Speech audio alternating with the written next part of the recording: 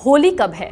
ये एक ऐसा सवाल है जिसके जवाब आप इन दिनों कैलेंडर में ढूंढते होंगे। स्वागत करना चाहूंगी डॉक्टर पी.के. शास्त्री जी का, जो कि एक बहुत बड़े ज्योतिषाचार्य हैं और आज वो कंफ्यूजन दूर करेंगे कि आखिरकार ये जो होली को लेकर आप जो बार बार कैलेंडर पलट रहे हैं, वो होली का जो त्योहार है वो किस दिन मनाया जाएगा। बहुत बहुत स्वागत है सर।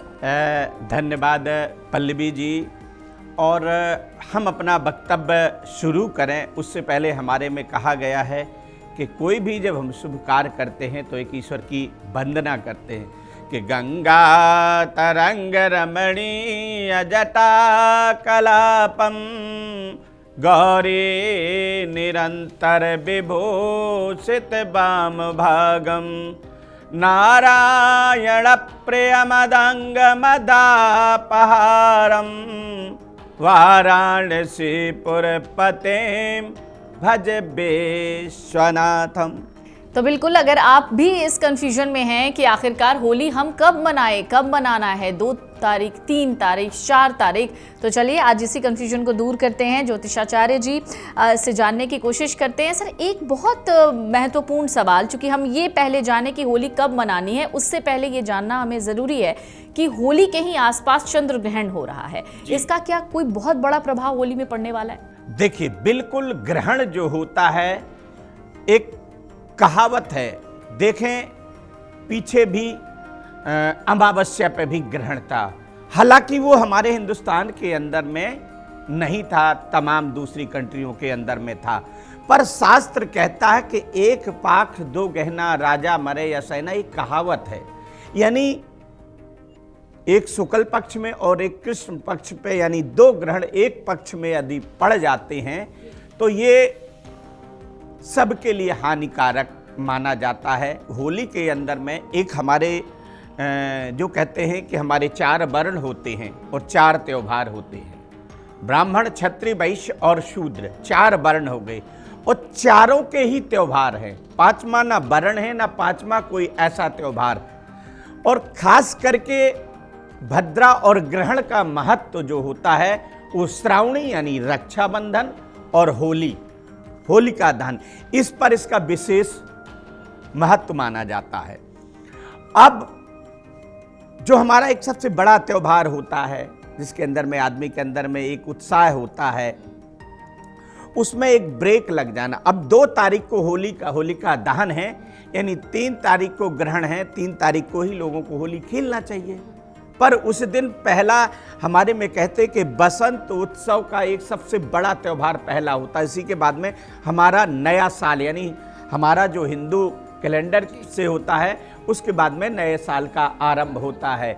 तो जब बसंत आ जाता है और बसंत में ग्रहण का लगना और हमारे महत्वपूर्ण पर्व पर ग्रहण लगना, ये सब के लिए ही हानिकारक होता है। तो चलिए अब अपने मूल सवाल पर आते हैं कि होली मनानी कब है, यानी होली कब है। जैसा कि आचार्य जी ने बताया कि 2 तारीख को होलिका दहन है, 3 तारीख को ग्रहण है, तो होली कब मनाएं? होली जो है 2 तारीख को मनाई जाएगी, जो सोमवार का दिन है, क्योंकि जो हमारी पूर्णिमा तिथि है वो 2 तारीख को आ रही है और होली का दहन प्रदोष काल में किया जाता है। तो प्रदोष काल में यानी 2 तारीख को मिल गया, तो 2 तारीख को 5:55 के बाद में और 8 बजे तक होलिका दहन का जो समय रहेगा, यानी 5:55 शाम से लेकर के और 8 बजे के बीच में होलिका दहन 2 तारीख सोमवार को उचित। चूंकि भद्रा भी है, पर भद्रा का जो पुच्छ काल जिसको बोला जाता, वो पुच्छ काल प्रदोष काल आ रहा है। इसलिए हमारे पंचांगकर्ताओं ने और हमारे जो ज्योतिष के प्राचीन विद्वान लोग हैं, उन्होंने 2 तारीख शास्त्र सम्मत बताया। और शास्त्र भी कहता है, इसमें बहुत सारे धर्म सिंधु के अंदर में उदाहरण आते हैं, मानसागरी के अंदर में जो हमारे ज्योतिष के धार्मिक ग्रंथ हैं, उसको अगर आप पढ़ते हैं तो उसमें जो दृष्टांत होते हैं, ऐसा नहीं कि हमने बोल दिया ये हमारा मत है, ये हमारे धर्म और शास्त्र का मत है। और शास्त्र में कैसी भी क्रिटिकल समस्याएं हों, शास्त्र से संबंधित उसका उदाहरण है। बहुत सारे लोग जो कंफ्यूज होते हैं कि अरे हमारे में तो कोई 2 तारीख को मना रहा, कोई 3 तारीख को मना रहा, कोई 1 तारीख को मना रहा, तो ऐसा बिल्कुल नहीं है। शास्त्र का जो ज्ञान रखते हैं और सात संवत जो बात करेंगे वो 2 तारीख को ही। हमारे कहीं के भी नॉर्थ इंडिया के पंचांग आप देखें, बनारस के पंचांग, चूंकि हम लोगों को पंचांगों को देखना होता है, साउथ के पंचांगों को अगर हम देखते हैं तीनों क्षेत्र के, तो सब में 2 तारीख को ही होलिका दहन है। 3 तारीख को ग्रहण है, चूंकि ग्रहण के दौरान, और बहुत सारे लोगों का मत है कि भाई 6 बजे 6:30 बजे हमारा 3 तारीख को ग्रहण समाप्त हो जाता है तो हम होलिका दहन कर सकते। पर होलिका, अगर हम, चूंकि ग्रहण के बाद में होलिका दहन कर सकते, लोग क्वेश्चन करते इस बात का, पर उस दिन पूर्णिमा नहीं बचती है, पूर्णिमा 6:45 तक ही है। 3 तारीख को जैसे ग्रहण खत्म हुआ, पूर्णिमा खत्म, तो आप प्रतिपदा में होलिका दहन नहीं कर सकते, आप पूर्णिमा में ही करेंगे। और पूर्णिमा 2 तारीख को सायंकाल आ रही, पर ये जो पर्व है ये प्रदोष काल का है, यानी प्रदोष काल में होलिका का दहन किया जाता है, और भद्रा भी है, पुच्छ काल मिल रहा है। तो ये शास्त्र सम्मत जो हमारे गणितज्ञों ने या ज्योतिषियों ने जो ये 2 तारीख का मुहूर्त दिया है, ये हम सर्वोपरि मानते हैं और यही उत्तम मुहूर्त है। तो 2 तारीख को होलिका दहन, 3 तारीख को ग्रहण है, उस दिन कुछ नहीं मनाना। 4 तारीख को होली है, आपको 4 तारीख को होली मनानी है। तो जो लोग ये सोच रहे थे कि हम होली कब मनाएं, तो उनके लिए आज आचार्य जी ने साफ कर दिया है कि आपको होली 4 तारीख को मनानी है, 2 तारीख को आप होलिका दहन करेंगे। लेकिन आचार्य जी, एक और महत्वपूर्ण सवाल है, जब ग्रहण खत्म हो गया, मान लीजिए 3 तारीख को ग्रहण खत्म होता है, आप कह रहे हैं 4 तारीख को होली, कुछ लोगों का ये भी सवाल होगा कि हम 3 को होली नहीं खेल सकते हैं क्या? नहीं, चूंकि 3 तारीख को सायंकाल तक पूर्णिमा आ रही है, तो जो होली जिसको धुलेंडी बोला जाता है वो प्रतिपदा को ही आती, तो प्रतिपदा 4 तारीख को आ रही है, क्योंकि आधे टाइम तक जो है पूर्णिमा आ रही है और फिर ग्रहण है। अब ग्रहण के दौरान तो आप होलिका नहीं खेल सकते ना, क्योंकि 3 तारीख को है, 2 तारीख को होलिका दहन हो जाती, पर ग्रहण में तो अब जैसे गर्भवती स्त्रियां हैं, गर्भवती माताएं बहनें हैं, तो उनको तो वैसे भी वो बाहर नहीं निकल सकती, और 5:55 से सूतक लग रहा, तो सूतक में इतने बड़े पर्व को हम नहीं मना सकते जो सूतक काल है। और 5:55 में यानी मॉर्निंग से उस दिन 3 तारीख को किसी भी मंदिर के कपाट इत्यादि नहीं खुलेंगे, मंदिर जब वर्जित बंद रहेंगे। और उस दौरान यहाँ तक कि बताया गया है कि भोजन तक, जल तक निषेध होता है। तो हमारा इतना बड़ा फेस्टिवल, इतना बड़ा त्यौहार होता है, इंसान साल भर उस होली का इंतजार करता है, तो ग्रहण के सूतक के दौरान होलिका नहीं खेली जा सकती, यानी होलिका दहन तो हो जाएगा पर होली खेली नहीं जाएगी। 4 को खेली, और 4 तारीख को प्रतिपदा भी मिल रही और ग्रहण भी नहीं है, तो ये दोनों जो पर्व मिल रहे हैं, तो हमारे जो पंचांग कर्ता होते हैं बहुत दूरदर्शिता के साथ में इन चीजों को देते हैं। पर लोग, चूंकि आज सोशल मीडिया का जमाना है, जिसने जो कह दिया वही सब कुछ है, पर हम इस चीज को नहीं मानते, हम शास्त्र सम्मत मानते हैं कि हमारा शास्त्र क्या कहता है वही मत सर्वोपरि होता, हमारा व्यक्तिगत कोई मत नहीं होता और किसी का भी नहीं होता। शास्त्र प्रमाण मांगता है, और इसके हमारे ज्योतिष के ग्रंथ है, उसके अंदर में बहुत सारे प्रमाण आते हैं। जी मैम। आचार्य जी, एक और बात कही जाती है कि होलिका दहन कभी भी नवविवाहित स्त्रियों को नहीं देखनी चाहिए, जिनके बच्चे एक इकलौती संतान होती है उनको नहीं होलिका दहन देखना चाहिए, और भी कई चीज़ें ऐसी कही जाती हैं, गर्भवती स्त्रियों को नहीं देखना चाहिए। ये क्यों कहा जाता है? ये एक चीज़ मैं कहूँ, इस बहुत अच्छी आपने एक बात ये पूछी है, और शायद हमारे जो दर्शक हैं इस कार्यक्रम को देख रहेंगे तो उनके भी दिल दिमाग में ये चीज़ें आती हैं। एक वैदिक रीत होती है, यानी शास्त्र की रीत होती है, और एक कुल रीत होती है, तो ये सब जगह नहीं होता है। आप देखते हैं विवाह के समय में, विवाह के एक ही पद्धति होती है, एक ही विधि होती। अब बंगालियों की विधि अलग हो जाती, पंजाबियों की अलग हो जाती है, कोई वेस्टर्न यूपी का उसकी रीत अलग हो जाती, क्योंकि वहाँ पर कुल रीत चलती। कुल रीत इन द सेंस, हमारी दादी ऐसे करती थी, हमारी दादी ऐसा कह करके गई, हमारे सासू जी ऐसे कहती थी, तो इसको हम कुल रीत मानते हैं। पर शास्त्र ये नहीं कहता है कि नवविवाहित नहीं देख सकती, कि नहीं देख सकती, कि गर्भवती नहीं देख सकती, बल्कि शास्त्र ये कहता है कि हमको देखना चाहिए। इसलिए कि हमारी जो साल भर की नकारात्मक ऊर्जा है, नकारात्मक जो ऑरा है, उसको रिमूव किया जाता है। आप देखते हैं कि नए फसल आती है तो बाल भूज करके लाते हैं, गेहूं की बाल, चने की पौधे ला करके भूजते हैं और वो सबको दिए जाते हैं, यानी उस होलिका में जला करके उस अनाज को खाया जाता है, जिससे हमारे अंदर में जो नकारात्मकता है वह दूर हो जाए। और आप देखते हैं कि आटा, नमक, राई ये लोग बाग ले करके जाते हैं, आटे का चोकर, और 7 बार उतार करके होलिका में, चूंकि होलिका इसलिए दहन किया जाता है कि हम बुराई का दहन करते हैं और एक अच्छाई की उत्पत्ति हो, इसलिए होलिका दहन का महत्व है। तो ये जो कुल रीत है ये कहीं कहीं मानी जाती है, हर जगह ये लागू नहीं होती। और जो कुल रीत को मानते हैं, अगर वो देख ले तो कोई दिक्कत है या नहीं? नहीं, उसके अंदर में अगर कुल रीत को जो मानते हैं और वो लोग देख लेते हैं तो उसके भी शास्त्र में कुछ उपाय होते हैं। कि जैसे होता ना कि करवा चौथ आता है, बाकी दिन गोस्वामी तुलसीदास जी ने कहा है कि तजऊ चौथ चंद की नाई, यानी चौथ का चंद्रमा देखते हैं तो दोष माना जाता है। पर करवा चौथ वाले दिन कितना महत्वपूर्ण व्रत होता है कि हमारी माताएं बहनें अपनी पति की लंबी आयु के लिए व्रत रखती हैं और उस चंद्रमा का दर्शन करती हैं।